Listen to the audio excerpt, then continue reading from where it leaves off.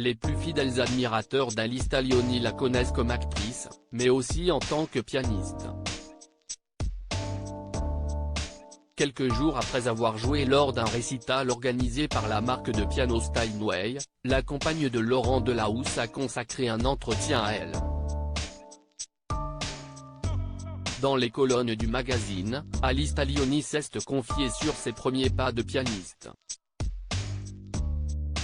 L'actrice se souvient qu'à l'âge de 13 ans, elle souffrait d'un syndrome de l'imposteur, qui ne s'est pas arrangé avec l'âge. 7 ans plus tard, la jeune Alice âgée de 20 ans s'était présentée à une audition, fière du morceau de jazz auquel avait ardemment travaillé.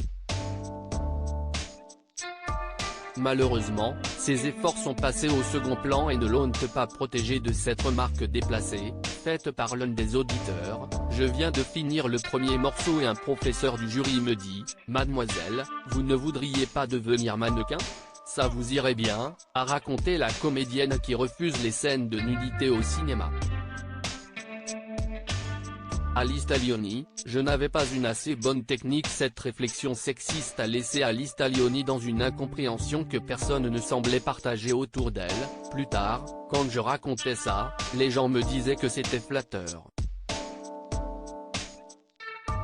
Mais, non, ça ne l'était pas, c'était rabaissant et nul, s'est souvenue celle qui aime infliger une punition bien spéciale à ses partenaires d'écran. Ce récital est sans doute un joli pied de nez à ce jury peu reluisant, ainsi qu'à certains professeurs de piano, qui ne voyaient pas la carrure d'une bonne concertiste en elle. À 13 ans, j'ai vu un professeur de piano, le meilleur professeur de la ville comme il se doit, et ma mère lui a demandé si j'avais des chances de devenir concertiste. Il a répondu, peut-être doit-elle plutôt se diriger vers l'accompagnement ? Et ça m'a tué, a-t-elle raconté.